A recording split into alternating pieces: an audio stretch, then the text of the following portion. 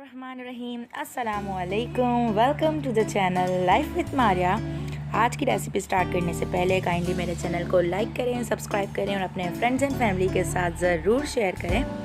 तो आज जो हम रेसिपी आप लोग के साथ शेयर करने जा रहे हैं वो बहुत ही यमी और डिलीशियस सी सिंधी बीफ बिरयानी है। तो इसे बनाने के लिए हमें किन किन चीज़ों की ज़रूरत होगी आइए देखते हैं। सबसे पहले हम यहाँ पे बीफ को मैरिनेट करेंगे। उसके लिए मैंने यहाँ पे 3 table spoon chaat masala, 1 table spoon whole spices, 6 to 7 whole red chillies, 1 table spoon whole spices powder, red chilli powder 2 table spoon coriander powder, half tea spoon turmeric powder, 3 table spoon biryani masala, ginger garlic green chilli paste 3 table spoon and 1 cup of yogurt.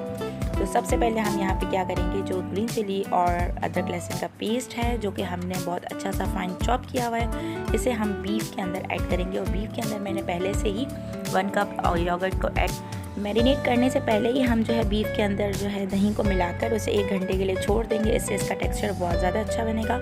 इसके बाद जो है वो हमने जो मसाला पीसा था अदरक लहसुन और हरी मिर्चों का, इसे हम बीफ के अंदर ऐड कर देंगे और इसे बहुत अच्छी तरीके से मिक्स करेंगे। मिक्स करने के फ़ौरन बाद जो है वो हम इसमें जो ड्राई स्पाइसेस जितनी भी थी वो उन सबको ऐड करके इसे बहुत अच्छे से मिक्स करेंगे। मिक्स करने के बाद जो है उसे हम 2 घंटे के लिए मैरिनेट करके छोड़ देंगे। इससे हमारी ग्रेवी जो है वो बहुत ही यमी बनेगी। अच्छा जी, अब आते हैं हम ग्रेवी की तरफ। यहाँ मैंने 5 to 6 अनियन लिए हैं स्लाइस, 1 कप लिया है मैंने ऑयल, 5 to 6 मैंने टोमेटोज़ लिए हैं, 8 to 10 मैंने करी लीव्स लिए हैं। सबसे पहले हम ऑयल को हीटअप करेंगे और उसमें करी लीव्स डालेंगे और उसी के फ़ौरन बाद जो है वो हम यहाँ पे अनियन को ऐड कर देंगे और तब तक हम अनियन को पकाएंगे जब तक वो गोल्डन ब्राउन ना हो जाए। ये याद रखिएगा, जब ये ट्रांसपेरेंट होगी उस कंडीशन में आप इसे उस पर जो है आप मैरिनेटेड बीफ को ऐड नहीं करेंगे। इस स्टेज पर जो है वो हम इसमें टोमेटोज़ और बीफ को एक साथ ऐड करेंगे जब हमारी प्याज जो है बहुत अच्छे से गोल्डन ब्राउन हो जाएगी। अब आप देख सकते हैं यहाँ एक उबाल आ गया है। इसके बाद जो है हम इसे ढककर 1 घंटे तक पकाएंगे। देख सकते हैं आप हमारा ऑयल जो है वो बिल्कुल टोटली सेपरेट हो गया है। इसको इस स्टेज पर रेडी हो जाएगी तो हम यहाँ पे हाफ केजी पोटैटोज़ को है कट करके इसमें ऐड कर देंगे। आप अपनी हिसाब से जो है क्वांटिटी को अप डाउन कर सकते हैं और इसे बहुत अच्छे से जो है ग्रेवी में मिक्स करने के बाद हम इसे आधे घंटे के लिए पकने के लिए छोड़ देंगे या उतनी देर तक जब तक हमारे आलू गल ना जाए। हाफ एन आवर में ये डन हो चुके थे। जैसा कि आप देख सकते हैं मैं नाइफ़ के थ्रू भी इसे चेक कर रही हूँ।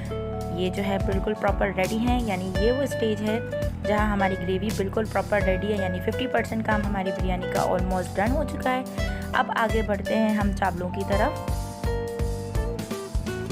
यहाँ मैंने जो है सुपर कर्नल बासमती राइस लिए हैं जिन्हें मैंने 1 घंटे के लिए कर रख दिया था। यहाँ मैंने जो है वो एक देगची में पानी डाला है और पानी के अंदर मैंने नमक डाला है। इसके बाद में खुश्क मसाले जिसमें काली मिर्च है, ज़ीरा है, दालचीनी है और तेज़पात है, ये डालकर जब तक इसमें उबाल नहीं आएगा तब तक जो है इसमें हम चावल ऐड नहीं करेंगे।